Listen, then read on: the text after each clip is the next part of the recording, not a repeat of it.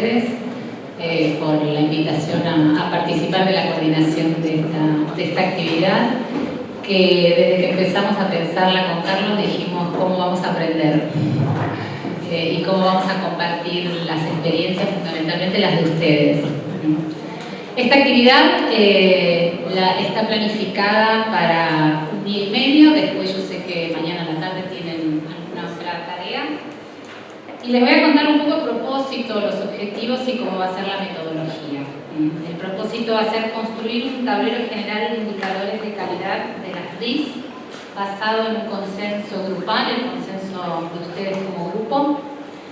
Tenemos como objetivo definir el concepto de calidad en el marco de las RIS, que ahora vamos a abrir con una presentación para pensar lo que es una red y después lo que es la calidad de una red. Vamos a revisar con base en la experiencia indicadores de proceso, estructura y resultados que permitan el análisis de la calidad de las RIS en contextos específicos. Sabemos que trabajaron el concepto de indicadores en una experiencia en un taller anterior y vamos a retomar esos conceptos para pensar los indicadores de calidad de las RIS. Y vamos a establecer por consenso un número mínimo de indicadores que pueda ser utilizado en diferentes contextos, nacionales y subnacionales. ¿Cuál va a ser la metodología? Una jornada y media de trabajo. Vamos a problematizar el concepto de calidad y de calidad de las RIS. La producción realizada en el taller anterior, las experiencias de los participantes en el abordaje de la calidad de los servicios de salud y las RIS van a ser un insumo necesario. Esta metodología va a combinar momentos de discusión plenaria y pequeños grupos, que después vamos a comentarles cómo van a estar conformados. Y vamos a abrir espacios de intercambio y vamos a llegar a algunos acuerdos, a algunos consensos sobre cuestiones fundamentales como conceptos y algunos indicadores. Y después, para la definición del tablero de indicadores va a ser utilizada una técnica que se llama técnica de grupo nominal, que va a ser una técnica fundamentalmente de consenso. Esto más o menos va a ser la forma de trabajo. Lo vamos a ir avisando paso a paso, ¿sí? Entonces, ahora nuestra idea era abrir con una presentación sobre redes y calidad de las redes. Y la idea era un poquito provocar, desestructurar, abrir a convocar a pensar en otro campo, que es el campo de las redes y el campo de la calidad, pero no, las redes no necesariamente de salud, ¿sí? Entonces vamos a comenzar con el doctor Rosales, que va a abrir con algunas cuestiones generales y después vamos a pasar todos. Buenas tardes, buenos días. Yo creo que esto que estamos hablando tiene que ver también con la no presentación nuestra, porque aquí lo que se trata no es de nuestros currículums, sino de los currículums de ustedes. Nosotros aquí vamos a ser un poco más los provocadores de sacar toda la experiencia que ustedes tienen y provocarlos a que sobre esa experiencia y sobre algunos conceptos críticos que existen, repensemos cómo trabajamos o cómo producimos en salud. Una de las cuestiones que siempre nos pasa es que nosotros reaccionamos corticalmente. Si para todo tenemos una respuesta antes de una solución verdadera. Si yo planteo cuál es el problema más importante de salud, todos me van a decir, pero así con los ojos cerrados, financiamiento, más recursos para vehículos, infraestructura, o sea, todas las preguntas que tenemos, todos los problemas de salud, ya nosotros los pensamos desde una respuesta posible.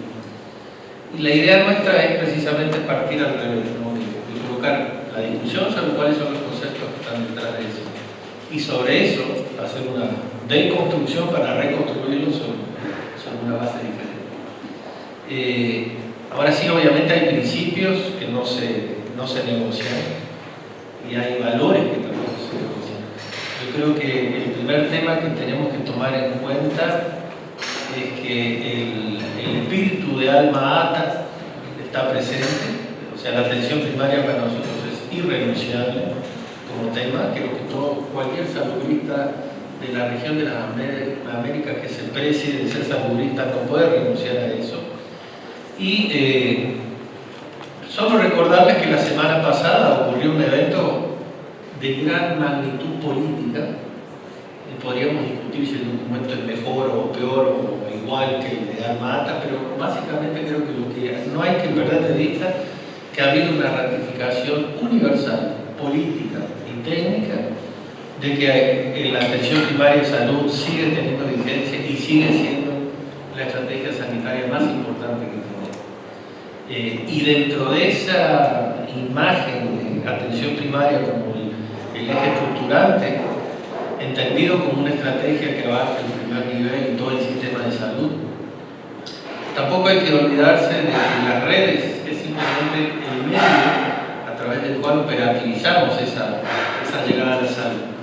Y que el éxito de esta atención primaria de salud se basa en las mismas cosas que lo pueden ver perfectamente, tienen que ver con las RIS, ¿no? El conocimiento y desarrollo de capacidades adecuadas, los recursos humanos con competencias para poder desarrollar y desenvolver esa atención primaria y esas redes, el uso adecuado de la tecnología, el uso adecuado del financiamiento, algo que planteó el doctor Robles de entrada, que creo que es un buen punto, el empoderamiento de los individuos y las comunidades, no como una cuestión operativa, sino como un brazo derecho de las estrategias y las políticas de salud. Y creo que ese es un tema no menor, porque también aún en el tema de la RIS tenemos que hablar del control social. Y ahí nos pueden dar muchos datos y muchas experiencias sobre eso. Y lo otro, también se habló del tema de la intersectorialidad, la necesidad de alinear y apoyarse en socios, en parcerías, como dicen nuestros colegas brasileños, tanto en políticas, planes, programas específicos. Es decir, que la atención primaria sigue siendo nuestro motivador y nuestro eje central del desarrollo de la estrategia. Esto es un logo que se desarrolló precisamente a partir de Altanda y básicamente lo que está colocando es las diferentes intervenciones que hacemos en el marco del curso de vida y que obviamente implica esa visión del curso de vida, ¿verdad? Pero además dentro siempre de un sistema de salud que garantiza la continuidad de la atención de las personas, no de los pacientes, de las personas dentro de un sistema de salud. Entonces creo que esto es importante rescatarlo, porque creo que nos está dando esa visión de recorrido, de desarrollo, pero al mismo tiempo de contención. Si ustedes ven, no es un círculo cerrado, es un círculo que abraza. Y eso tiene mucho que ver precisamente con lo que es o lo que debe ser nuestro sistema de salud. Bien, entonces a partir de esto yo paso a Yamila, va a ser la primera parte, la va a comentar ella, y después yo voy a referirme al tema de calidad. Bueno, la idea era abrir con el concepto de redes como para empezar a reconstruir el concepto de RIS, ¿no? Uno diría, si nosotros queremos construir indicadores de calidad de una RIS, pensemos cuáles son las características de las redes, pensemos cuáles son las características de calidad que tengamos como marco general el campo de la salud, ¿no? Entonces, yo les voy a hablar sobre teoría de redes, que no necesariamente es del campo de la salud, aunque vamos a tratar de hacer algunos links, algunas relaciones. Y yo voy a meter a escuchar todo el tiempo. El campo de las redes es un campo interdisciplinario que viene de la teoría de los sistemas, viene de la sociología, viene de la psicología, de los años 40, 50 en adelante, y también trae aportes de la física, de la biología y de la química. Entonces podríamos decir que es un campo complejo, interdisciplinario, que trae algunas cuestiones que yo creo que van a ser útiles para pensar en las redes, en sus posibilidades y en los parámetros de calidad que después podemos llegar a pensar a partir de pensarlo en el campo de la salud, ¿no? Entonces, lo primero que vamos a ver es a qué llamamos redes. Y yo les voy a traer algunas definiciones de la teoría de la complejidad, de la teoría de sistemas. Bueno, lo primero que dicen todas las teorías es que son elementos conectados e interconectados entre sí. Si no hay conexión, no hay red.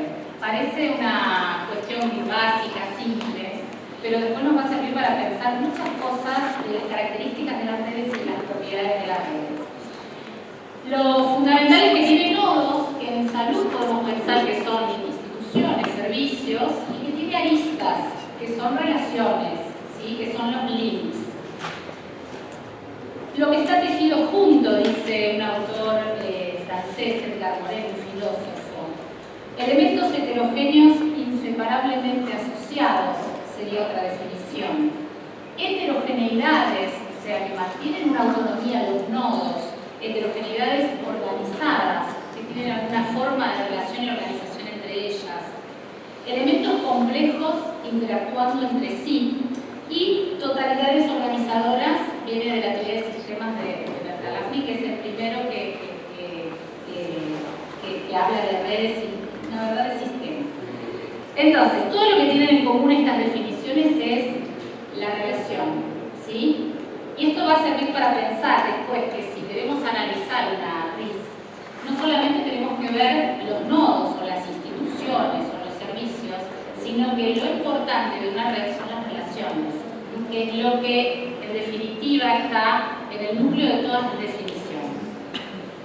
Entonces, las redes establecen patrones estables de interrelaciones, dice la teoría de redes. Y esa palabra estable también me la voy a guardar, porque después hay propiedades que le dan cierta estabilidad. Y cuando pensamos en redes de servicios de salud, también pensamos que es una forma no solamente de conseguir objetivos diferentes a que si no se funcionara en modo de red, sino que también generan estabilidad en el funcionamiento. ¿Qué dice la teoría a favor de las redes? Que tienen capacidad de aprendizaje, o sea, que una red incorpora rápidamente alguna modificación y la hace circular por todo el sistema, que son canales de difusión del conocimiento, que son vínculos entre actores y organizaciones, que trae beneficios económicos, y esto lo decía la licenciada Cejas, ¿no? cuando hablaba del tema de las compras. Trae beneficios económicos porque se puede trabajar con economía de escala. Esto Milasa Méndez lo trabaja en su libro de redes en salud, que dice que el gran beneficio de las redes es la economía de escala, la calidad y la una más. Pero lo nombra ahí. Reduce los costos y aumenta la calidad. Esa reducción de costos. ¿Y qué tienen en contra? Algunos autores en Brasil, yo creo que la referencia es Milasa Méndez y también Sonia Fleury tiene un libro sobre redes. Y ella dice, bueno, ¿y qué pueden tener en contra? Bueno, a veces se obstaculiza un poco la eficacia porque son muchos nodos, hay que ver cómo se trabaja para organizar los procesos. Que se puede dificultar la transparencia porque es más compleja, redes, complejidad, que tiene procesos lentos, que las responsabilidades, si no se trabaja bien, se pueden diluir y que puede ser más compleja la gobernanza que en un sistema más centralizado.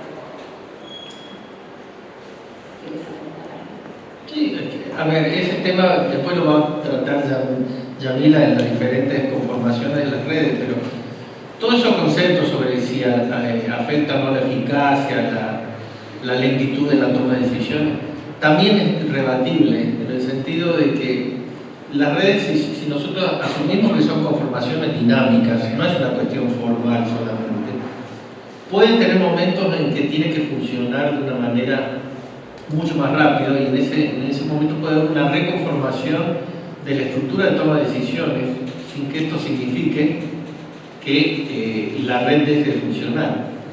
Yo le ponía a Yamil un ejemplo. Cuando estamos en medio de una epidemia, probablemente un nodo de la red va a tener una función fundamental en la toma de decisiones y va a tener que ser de forma rápida. Se constituye en la cabeza, digamos, de la red. Pero probablemente después vuelve a su posición anterior y la red sigue funcionando regularmente. Después vamos a discutir eso también, quiénes son los diferentes posibles líderes de los nodos. Y esto tiene que ver mucho con el contexto y con el desarrollo de la tecnología.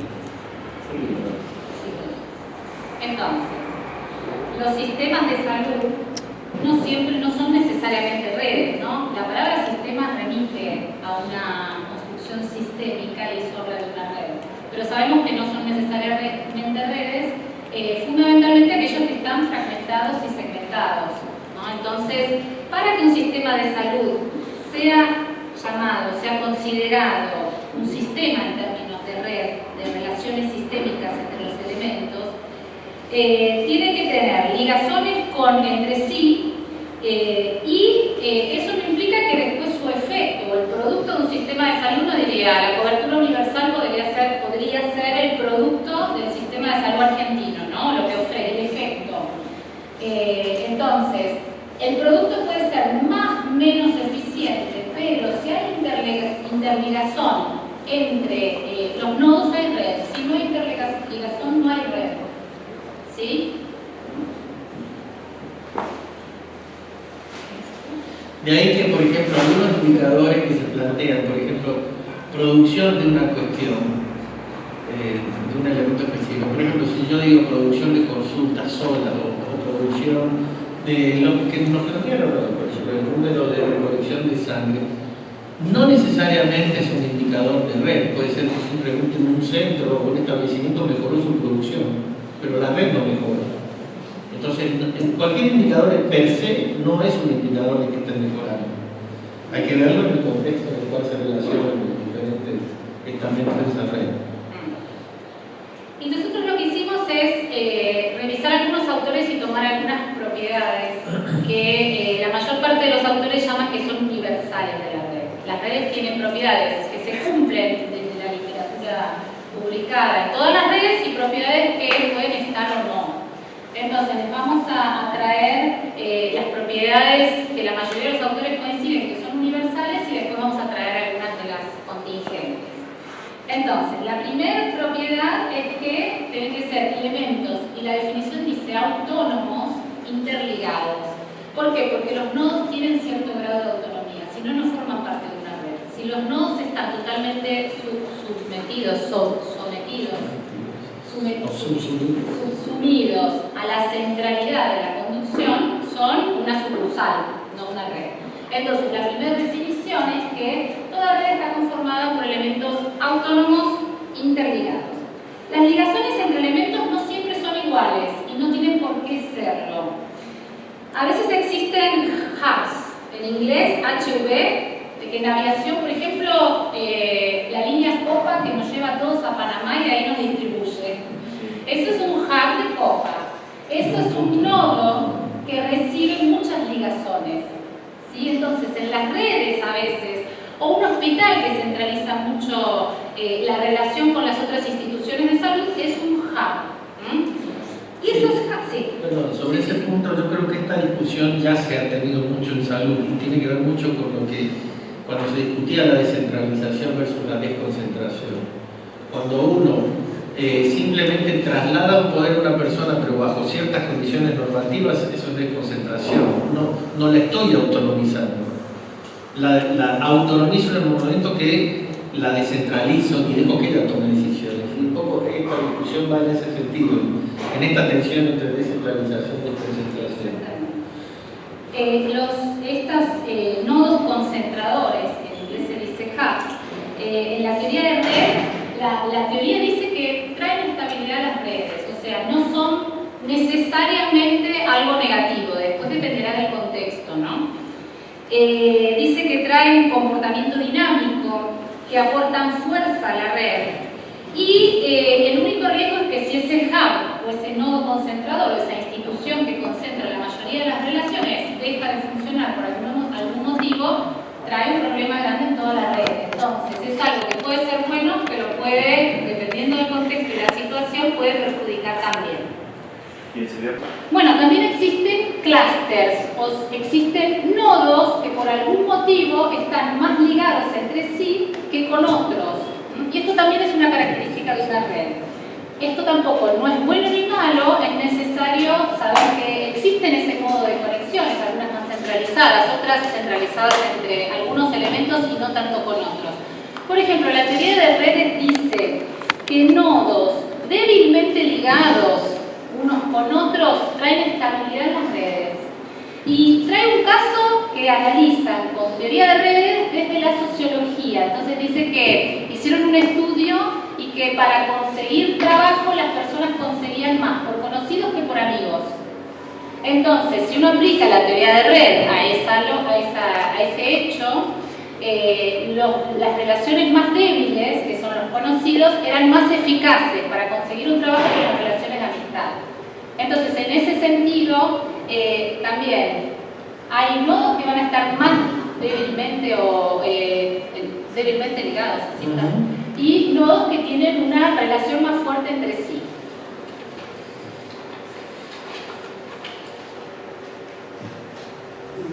También existe una teoría que dice que nodos de diferente naturaleza, aún hablen diferente lenguaje, que además es lo que trajo un poco Carlos, pueden dialogar. Y esto es algo muy bueno de la teoría de red, que no necesariamente todos los nodos y las cabezas o la modalidad de organización y los profesionales que están en los nodos tienen que tener la misma ideología, tienen que compartir el mismo discurso, sino que la red dice que una de las propiedades es que podemos dialogar sin necesariamente todos pensar lo mismo.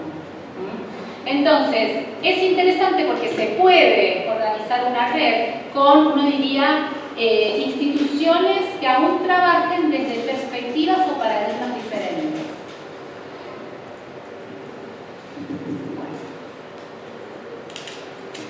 Sí. Tienes que cambiarlo aquí. Ah, es verdad. Ahí. Segunda propiedad del árbol. Y esta propiedad, con Carlos siempre decimos, es fundamental y muchas veces no le damos tanto valor. La literatura dice que el estudio de los elementos de una red no sirve para explicar el comportamiento de una red. La red es diferente a la suma de sus partes. La red actúa diferente a la suma de sus relaciones. Y esto, por ejemplo, estudiar una neurona no nos da cuenta del funcionamiento del cerebro. Esta propiedad lo que hace es limitar los abordajes analíticos. ¿Por qué? Porque a nosotros el método científico nos enseñó que para estudiar un hecho, alguna situación, tenemos que descomponer en partes. ¿Sí? Las variables las dimensionamos, recogemos los valores de las variables en terreno y con eso construimos nuestro objeto.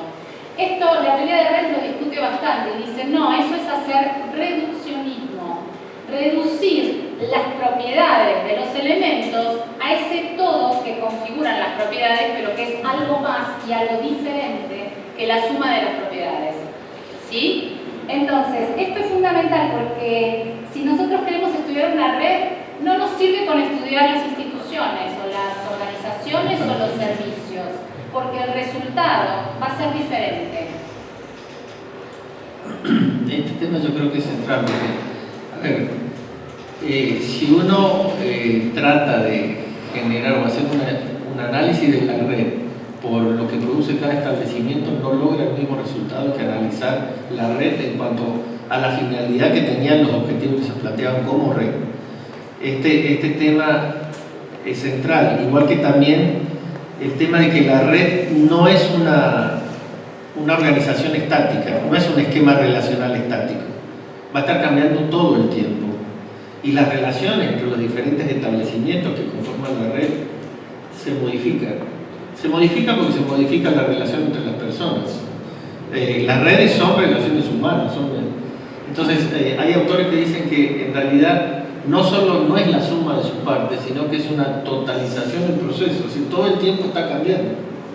Este tema es central porque a veces nosotros, los gestores que estamos en un nivel meso o macro, pensamos que ya organizamos la red y ya, esa ya está funcionando. No, esa red a un mes siguiente puede estar hecha pistola, ninguno se comunica entre sí. Sí, o pueden funcionar los establecimientos por separado. Exacto, entonces ese tema es central, porque, y después lo vamos a discutir, la organización formal de una red no basta para dar cuenta de cómo se van conformando las relaciones internamente a la red. La red es complejidad y los fenómenos complejos están interligados. Entonces, el foco es en la interligación, además del funcionamiento de los nodos. ¿Sí? Si no estaría evaluando, nosotros vamos a pensar en indicadores de calidad. Si yo pienso en la producción de un servicio, no estoy pensando en una red. Tenemos que agarrar ahí ese punto que está entre la intersección, entre el concepto de red y el concepto de calidad. Entonces, por ejemplo, átomos conforman redes formando macromoléculas, que son diferentes de las propiedades de los átomos. Proteínas forman redes conformando células, que son diferentes de las propiedades de las proteínas. Células forman redes conformando órganos que tienen propiedades diferentes de la conformación de cada célula, ¿no? Entonces, todos estos elementos tienen características diferentes a sus unidades de conformación. Y esto es lo que tenemos que tratar de captar. Vamos a... Ahí. Otra propiedad es que toda red tiene una estructura. Y no es apenas una colección aleatoria de nodos y ligazones, sino que la estructura se va conformando. Después hay otra propiedad que dice cómo se va conformando esa estructura siempre de abajo para arriba, ¿sí? No sirve de nada decir a partir de hoy esto va a ser una red, si no vamos conformando la red a partir de los nodos. Y esa estructura va a definir el comportamiento de esa red. En este caso, digamos, si pensamos en una RIS, el porcentaje o el tipo de cobertura que va a dar esa RIS, que va a la resolutividad de esa RIS, va a depender de su estructura, pero no necesariamente de la suma de sus nodos, ¿sí? Entonces,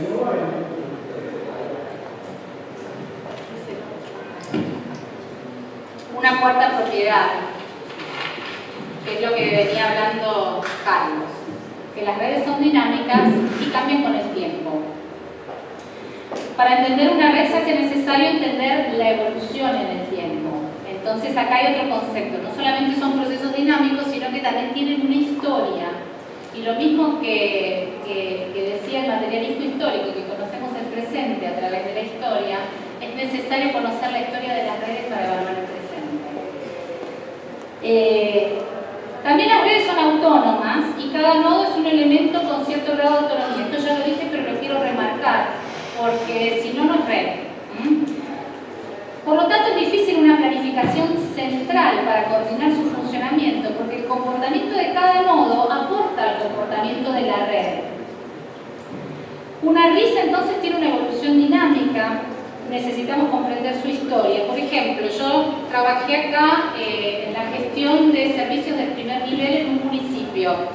Y para entender cómo estaban distribuidos, por qué la población quería eso de cada servicio, me tuve que remitir a la historia. ¿Cómo fueron creados? Y todos fueron creados como salitas de primeros auxilios. Y después se le agregó una ambulancia en algún momento histórico. Entonces la gente vaya y pide complejidad, ambulancia, y fueron como unas capas geológicas que se fueron acumulando según los diferentes gobiernos en la provincia de Buenos Aires. Entonces, para comprender las demandas de los usuarios, tuvimos que comprender la historia. Y eso facilitó nuestro vínculo, que red es vínculo, también con los usuarios y entre los diferentes sectores.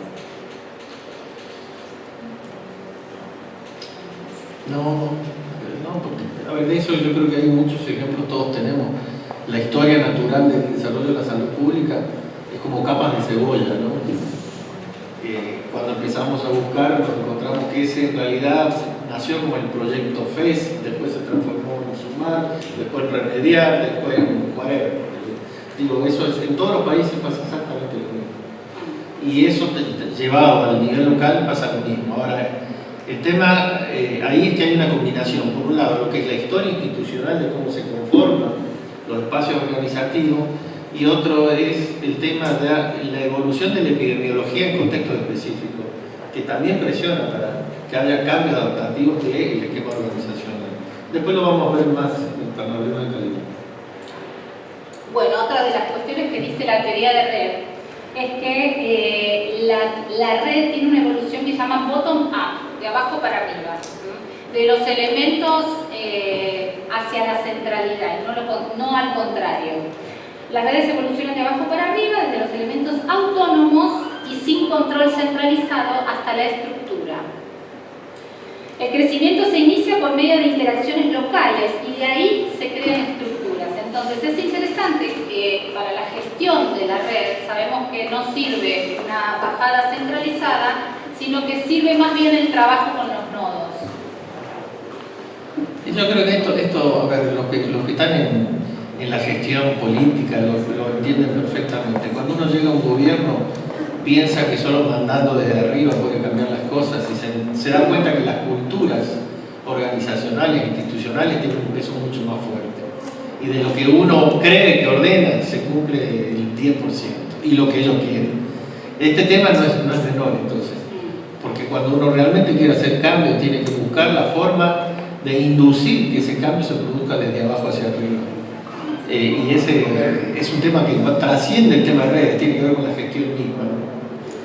Sí, y a nivel también de la gobernanza, ¿no? Cuando se quiere construir un modelo diferente, los consensos tienen que ser desde los nodos autónomos hacia la centralidad.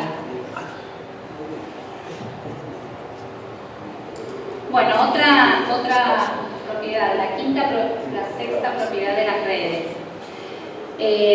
La topología o la forma de una red es una propiedad que se da como resultado de las interacciones de los nodos interligados. O sea, no podemos desde un lugar de afuera de la red disponer una forma. La forma va a ser la que los nodos y sus relaciones desarrollen en el momento en que estamos analizando. Entonces, si se quiere trabajar con la forma de una red, hay que trabajar con los nodos y relaciones. Aquí es donde yo me refería, por ejemplo, si a mí me preguntaran cuál es la mejor conformación de todas estas formas que están planteadas ahí, yo diría ninguna y todas. Porque cada conformación tiene que ver con un momento dado o una necesidad planteada. Por ejemplo, voy a poner el caso de que les hablaba, una epidemia. Para mí, en el caso de una epidemia, me interesa un control de mando centralizado que haga lo más eficiente en la respuesta a todos. Entonces voy a tratar de que la red se conforme como una estrella.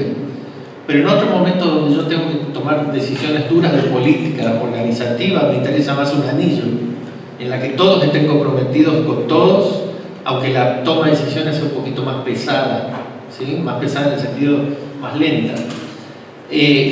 Por ejemplo, en el tema de manejo de información, a mí me interesa que todos conozcan toda la información posible para poder... Entonces, cada forma de conformación no es una cuestión estática, sino que va a ser cambiante en función de los intereses o el contexto en el cual me tengo que desenvolver. Y esto, aunque no lo crean, lo hacemos a diario. Lo hacemos en la gestión de redes. Y lo hacen todos aquellos que tienen que tomar una decisión. Porque las decisiones no es cierto que se toman en una cúpula, eso es lo que pensamos a veces. Las decisiones se hacen efectivas cuando se maneja desde diferentes esquemas de organización. Vamos. Ya me están insistiendo que tenemos que pasar a la pregunta. Bueno, entonces lo podemos acortar un poquito. No, ¿Sí? sí. A ver, la idea sería terminar todo y después a tirar piedras. Se habla mucho de la potencia de una red y en la literatura sobre redes hay algunas fórmulas para medir la potencia. La potencia en realidad la potencia de los nodos dentro de una red, porque dentro de una red los nodos no tienen el mismo peso. La potencia de un nodo es proporcional al grado de distribución o al número de ligazones al cual está conectado. Nodos más centralizados y más hiperconectados van a tener más potencia. Y esto se traduce en algo que Carlos también trajo, que es el tema del poder. Porque potencia es poder. Entonces, dentro de una red, ¿quién tiene más poder? Los nodos más interconectados y más ligados a una centralidad. Si existe una centralidad en la red, hay redes, las más democráticas se llaman de escala libre, que no tienen un punto central. Pero en general, en los servicios de salud siempre tenemos una centralidad. Entonces, ahí se mide la potencia, y la potencia o el poder es un elemento simbólico. Entonces, trabajar estas cuestiones, mudar relaciones de poder, es mudar el peso simbólico que cada uno le está dando a ese nodo, ¿no? Por ejemplo, pienso en cómo sacarle el peso simbólico a un hospital para dárselo a la coordinación, a la atención primaria o al primer nivel para que coordine los cuidados y el hospital quede sumido en esa coordinación de cuidados. Tienen potencia porque tienen interligación y centralidad, y sobre todo la centralidad en las representaciones sociales de los usuarios, que también quieren hospital. Generalmente piden más hospital que atención primaria. Pero hay una cuestión también, ahí hay que, no vamos a discutir en la categoría Una cosa es el poder simbólico y otra el poder real. Muchas veces el poder simbólico está sobrevalorado más allá del real. Les voy a poner un caso. Si un gremio médico de una especialidad específica hace una huelga, hace un ruido tremendo en el sistema. Pero por ahí, una huelga que te haga una lavandería central de un sistema, te genera un daño mucho más grande porque te para todo el sistema. Sin embargo, la gente que está dentro del gremio ese no considera que tiene un poder tan fuerte para influir en las decisiones de salud pública como si lo tiene un poder médico, digamos. Entonces ahí hay la diferencia entre poder simbólico y poder real.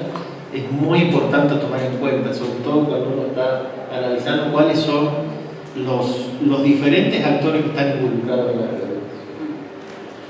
Así que vamos. Es posible recorrer los caminos entre los nodos de una red, si no, no habría red. Eso se llama navegación. Los caminos son cortos y esta es una propiedad de la red. Que cuando los caminos son largos, y ahí se aplica la propiedad transitiva, por ejemplo, si tengo que ir del nodo A al nodo B para llegar al nodo C, seguramente rápidamente, aunque sea informal, se arma un link entre el nodo A y el C. Y esto pasa mucho en los servicios de salud con las redes informales, ¿no? Como que tengo que hacer todo un recorrido administrativo por ahí para una derivación y es más fácil, llamo a un amigo, lo espera en la guardia y lo atiende. Entonces, las redes producen esto, tienden siempre a generar caminos más cortos. Ese es un tema central y en este momento en Estados Unidos hay una discusión fuertísima sobre el tema porque hay algunos estudios que han sido hechos que demuestran que una persona para llegar al especialista que realmente necesita pasa por 5 especialistas previos, o sea, desde la consulta a la cual llegó inicialmente hasta que llega al que realmente tenía que ir, pasaron 5 médicos por él. Es decir, eso está marcando cómo está mediatizada, digamos, la relación hasta la resolución del problema. En las redes, supuestamente, la relación debería cortarse, debería lograrse hacerlo mucho más efectivo en el tratamiento. Esto en la teoría de la complejidad se llama mundo pequeñidad. Y hay una teoría de la psicología social, un experimento que se llama experimento de Milgram, que le dieron a 2 personas de Estados Unidos, de diferentes estados, le dieron 300 personas de la guía de teléfono y a otro grupo separado del otro lado, digamos, de los Estados Unidos, le dieron otras 300. Entonces tenían que se tenían que comunicar cada uno de los de un lado con cada uno de los del otro. Y tenían que mandar cartas a amigos para que le dieran referencias de otras personas, para que otras personas hasta llegar a esas personas.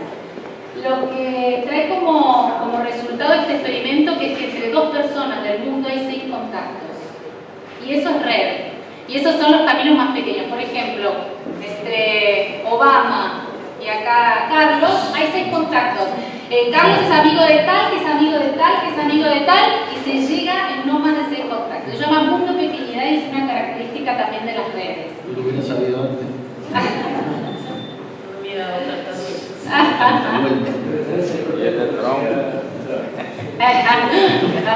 a Bolsonaro.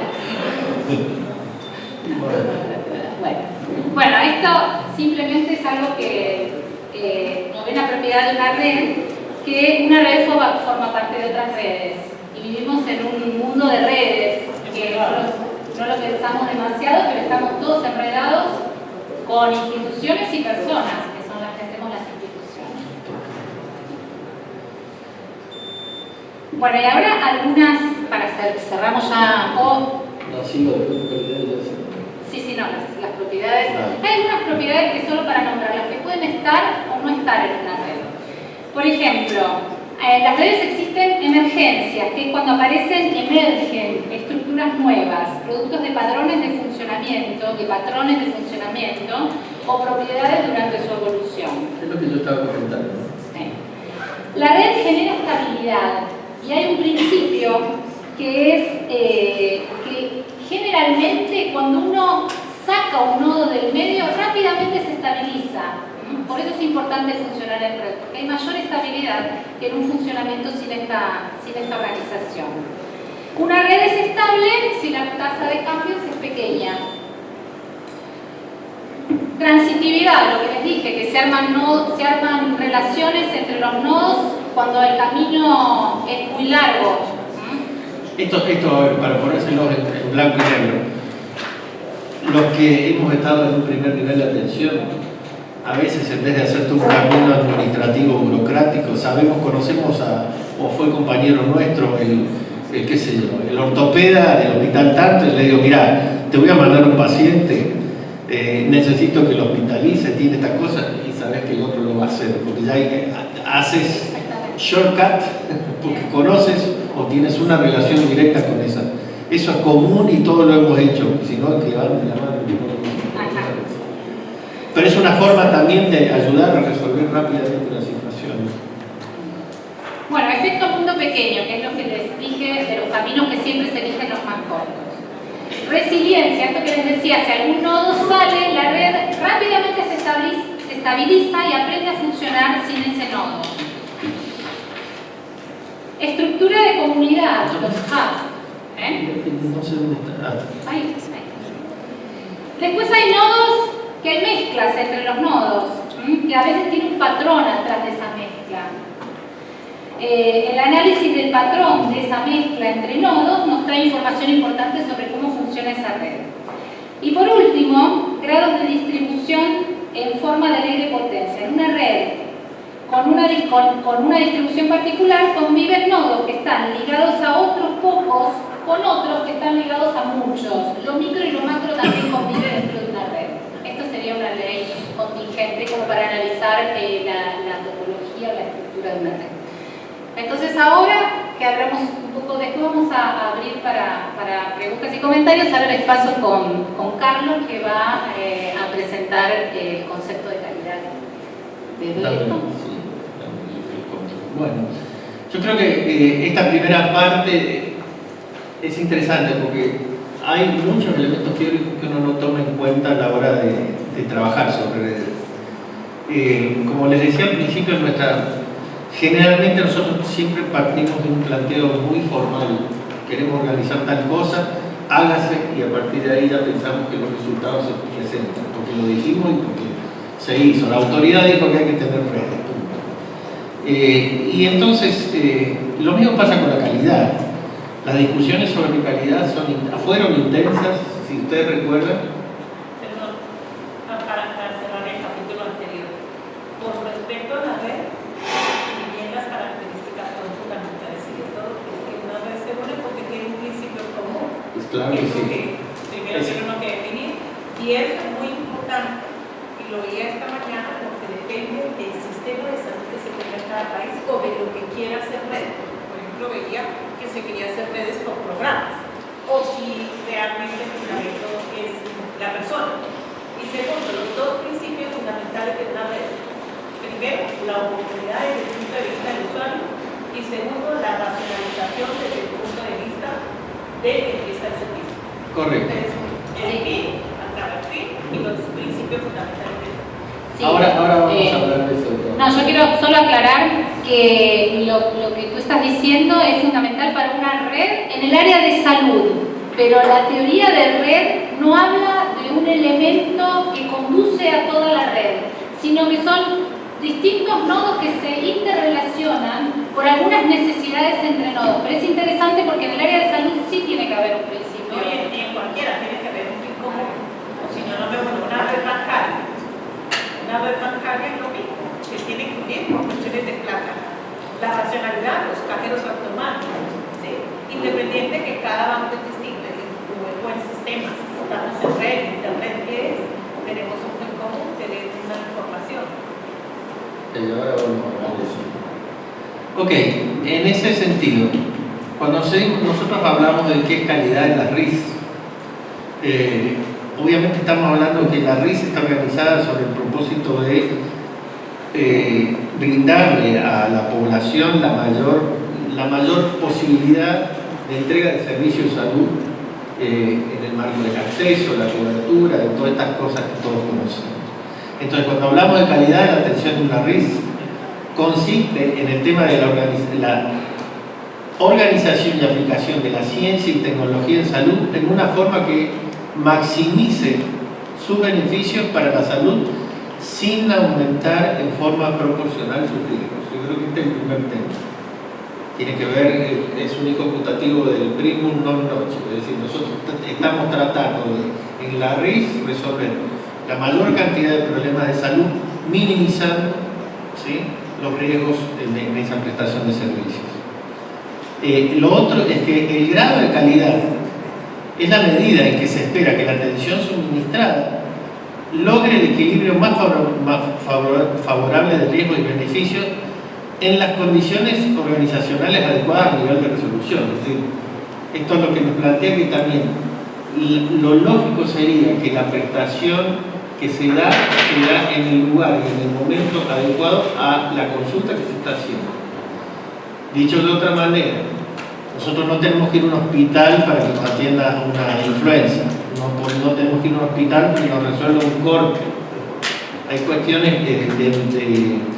de lógica que tendrían que ser discutidas en el marco de la organización con calidad de las RIS. Y ahí tiene que ver con esto que estaba planteando la compañera.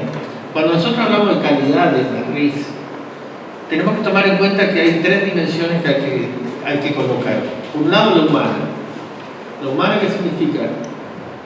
La calidad tiene que basarse en la satisfacción del usuario, en que la persona se sienta contenida y acogida por el sistema y que sienta que ha satisfecho su necesidad de salud. Desde el punto de vista tecnoorganizativo tiene que ver con que yo he puesto en marcha la mejor adecuación de tecnologías y organización para que la respuesta sea lo mejor posible desde el punto de vista costo efectivo. Y del entorno en el sentido de que voy a utilizar o debería conjugar la mayor posibilidad de resolverlo en el marco del entorno de mi organización y en el entorno epidemiológico en el cual estoy actuando en una población específica. Digamos que esas son como las tres grandes. Cuando hablamos de calidad, tenemos que estar contemplando toda esta visión. ¿Por qué digo esto? Porque generalmente muchas veces la calidad se asocia solamente con patrones de producción o patrones de desempeño. Pero a mí no me sirve para nada saber cuánto produjo algo con respecto a qué población y a qué condiciones de salud tiene esa población. Si no tengo esa relación, no me está diciendo mucho un patrón de producción solo. Entonces, cuando hablamos de esto, calidad en la red, como fin social, y este es un tema central, plasma un principio de calidad de vida. Es decir, la RIS y la calidad tiene que ser visto desde esa perspectiva de fin social. Y entonces tiene tres grandes aristas. Por un lado, la expresión de modernidad, porque expresa una permanente tensión entre la homogenización del proceso y diversidad que reconoce al sujeto y sus diferencias. Este tema es importante porque muchas veces la homogenización de procesos cruza, digamos, una línea que es la autonomía de las profesiones. Y ustedes saben bien que cuando hablamos de autonomía de las profesiones, esta está muchas veces secada por la presión de actores por fuera del sistema, como son por ejemplo las farmacéuticas, donde constantemente están invadiendo o saboteando la homogenización de procesos porque en esas ellas pierden rentabilidad. Esa es una cuestión. Pero también esa homogenización tiene que reconocer la diversidad, sobre todo en aquellos países donde los contextos o las culturas son diferentes. Brasil es un caso. Brasil tiene que atender una población indígena totalmente autóctona con cultura específica y al mismo tiempo en Bolivia lo mismo. Es decir, si empezamos a analizar, muchos países tienen que lidiar con esta doble división. Lo otro es el tema del enfoque gerencial. El enfoque gerencial se supone que debe avanzar en el reconocimiento del otro como elemento fundamental de la organización moderna. Un poco lo mismo que estábamos planteando. Es decir, tú no puedes hablar de una organización moderna si no es a partir de que la construyes reconociendo al otro que también forma parte de tu contramarca, digamos, de la organización de la red. Y la tercera, que tiene que estar dentro de la lógica del fortalecimiento de los servicios, que facilita la renovación del contrato social entre la población y los servicios para la mejoría continua de la situación de salud de la población. Ese tema es central también, porque a veces, bueno, en la región de las Américas creo que lo hemos vivido en los últimos 30 años de manera acelerada diferentes formas de entender la salud. Desde la salud como un derecho a la salud como un bien individual. En la reforma de los 80-90 ustedes saben bien que la salud se abandonó como un derecho y las políticas eran simplemente cada uno se hace cargo de su salud y creo que el caso de Perú fue el más grave, que abandonó totalmente a la salud de la población. Pero después de los 90, fines de los 90, principios de los 2000, ha habido todo un movimiento de reconocimiento del derecho a la salud. Y eso en casi todos los países está plasmado y ha generado, digamos, que se plantea esta renovación del contrato social, que además no solo se debe plantear en términos del derecho a la salud, sino del uso racional de ese derecho a la salud. Porque ustedes saben bien que aquí también hay otro tema de discusión, que es la diferencia entre el derecho público a la salud y el derecho individual a la salud. No tengo que contarles que ahí la discusión fuerte tiene que ver con la judicialización de procesos y todo este tema que no es menor, pero que afecta también la calidad. Es decir, tenemos de todo como en botica. Entonces, sintetizando, la calidad en las RIS no debe ser solo un inventario de condiciones y resultados. Debe incluir la reflexión del componente ético y social que define las relaciones en el ámbito de la calidad. Porque si no, cosificamos el concepto de calidad. Si solo decimos, no, la RIS debe tener esto y esto. Y si después hago un checklist y tiene esto, ya tenemos la RIS. No es así. La RIS hay que discutirla en cada contexto, hay que discutirla en función de todos estos elementos que estamos colocando. Entonces, con esa discusión yo quiero colocar, por ejemplo, cuando analizamos el modelo, digamos, el más consensuado, que es el de la OPS, iba a decir el nuestro, yo no soy jubilado así. El de la OPS, básicamente lo que está colocando es un deber ser. Lo que te está diciendo, bueno, estas son algunas cosas que deberían estar planteadas y por lo menos de alguna manera resueltas, en una combinación cualquiera. Porque también, de acuerdo a lo que discutimos, no hay una sola forma de hacer la RIS y no todos los elementos van a estar planteados en un país o en otro, o en un estado u otro. En algún país puede que el tema de gobernanza sea un tema central y en otro sea el modelo asistencial. Es decir, pero digamos que esto es como el deber ser, hacia donde todos deberíamos dar alguna respuesta. Y entonces ahí la discusión es, ¿cómo se evalúa esto en términos de calidad? ¿Por proceso, por resultado, por combinación de ellos? Desde el ser, desde el deber ser. Y ahí yo creo que uno podría decir que podría tomar algunos elementos, por ejemplo en términos de estructura, y ahí hacer una discusión sobre cuál es la calidad de la infraestructura de una RIS, la calidad de los recursos humanos de la RIS. Cuando uno analiza cuáles son las condiciones básicas que uno debería tener para actuar, debería ser querer actuar, saber actuar y poder actuar. Querer actuar tiene que ver con la motivación, con tener personal debidamente motivado para el desarrollo de un nivel de actividad. El saber actuar tiene que ver con habilidades, competencias, conocimientos para poder hacerlo. Pero poder actuar tiene que ver con tener una infraestructura, insumos adecuados. Es decir, esas son como la base. Ahora, lo segundo es lo que nos está planteando Janine. Teniendo, digamos, eso resuelto, vienen los procesos. Y los procesos tienen que ver cuál es la calidad de la comunicación dentro de la RIS, cuál es el tema de la referencia y la contrarreferencia, qué cosas puedo yo ver que esto me ayuda a entender, cuál es la integración de la RIS en términos de, por ejemplo, actividades de discusión conjunta, estudios de casos conjuntos, capacitación conjunta. Cuando uno analiza en las RIS, muchas veces las discusiones, incluso en España mismo, en países que se supone que han desarrollado más, el primer nivel dice, es que yo le mando, el médico de atención primaria dice que yo le mando al hospital y me rechaza todo. El hospital dice, no, es que a mí el primer nivel para lavarse las manos manda todo para acá para que yo lo resuelva. Es decir, las discusiones siguen siendo basadas en la comunicación, la confianza o la falta de confianza entre los niveles. Y esta visión de que el primer nivel no sabe nada contra el primer nivel no tiene capacidad de resolverlo, pero yo tampoco le ayudo a ese primer nivel para que lo resuelva, o sea, no lo empodero para que pueda hacerlo. Esto pasa, yo creo que todos lo hemos vivido. Después el tema de la calidad en la gestión de la RIS. Hay un tema en discusión en muchos lugares que es que tiene que haber un gestor de las redes.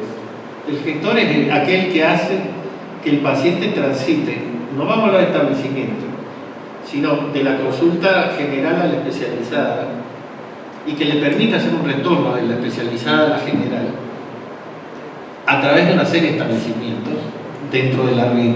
Y esto también deberíamos medirlo, por lo menos saber cuánto es este número de, como decía Yamira, cuántos contactos hay que tener para poder cerrar un proceso de comunicación, en este caso cómo sería el proceso de cierre de ese proceso de tránsito por los servicios para volver a su primer nivel.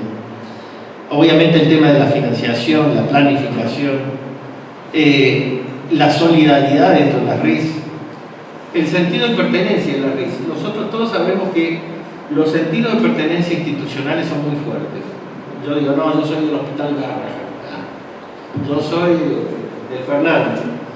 O sea, existe una impronta en salud de identificarse como institución, pero nadie dice, yo soy de la red integrada de tal lado. ¿Sí? Entonces, ojo, porque si estamos hablando de que la gente empiece a entender esto, tiene que también tener o lograr construir su marca. ¿Sí? El construir la marca es muy importante. Por ejemplo, Mais Médico, para poner un caso. Mais Médico es una marca. A algunos no les gustará.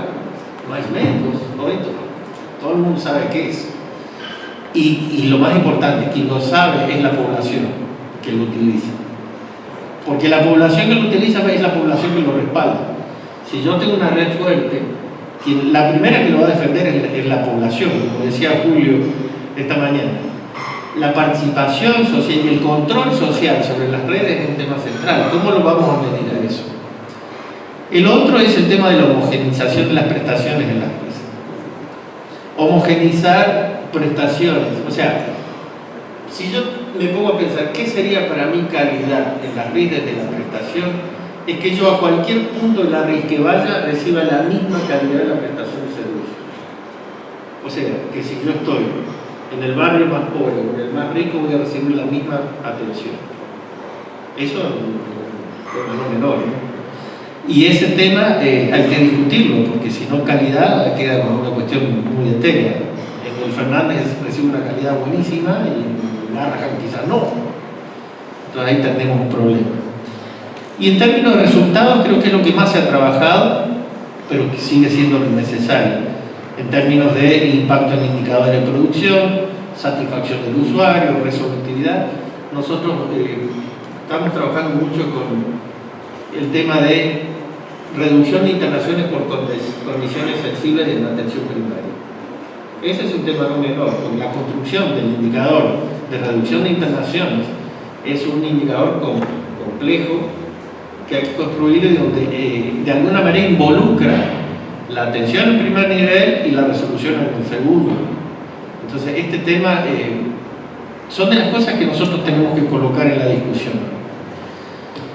Dicho todo esto, provocando un vamos a abrir a la discusión. Creo que hay muchos elementos que se han colocado. La idea sería, con todos estos elementos, ¿cuáles serían para ustedes los puntos críticos de lo que hemos discutido y cuáles serían, cómo nos aproximaríamos a una visión de lo que es calidad dentro de las redes integradas? Porque la idea es, a partir de eso vamos a ir discutiendo y construyendo indicadores. ¿Paro ahí?